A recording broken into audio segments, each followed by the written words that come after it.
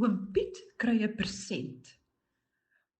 Truida is eintlik tannie Kytie se gaans.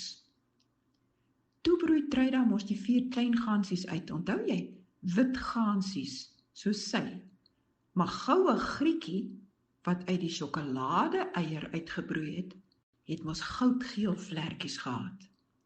Die 4 gaansies is nou al mooi groot.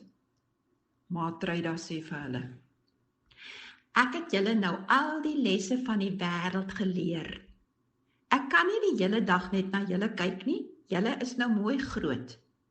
Julle mag nou op julle eie loop. Maar onthou, vir jakkals moet julle altyd versigtig wees.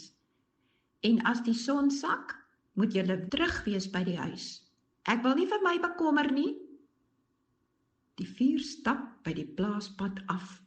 Grietjie loop voor, sy is altyd die leier. Grietjie loop altyd voor. Oom kruip onderdeur. Nou is hulle in oom Piet se erf. Dit lyk lekker hier, sê Grietjie. Kyk die mooi tuin. En kyk daar agter die huis, daar is ander diere, beeste. En kyk, ook 'n donkie. Die huis se deur gaan oop. En wie kom daar uit? Dis so waar Gertjie. Hy het seker raas gekry, dalk uitgejaag. Wee, wee, wee, wee. Oh, wee, wee. Die gaansie skrik en kruip agter 'n grasbol weg. Hulle sit doodstil daar.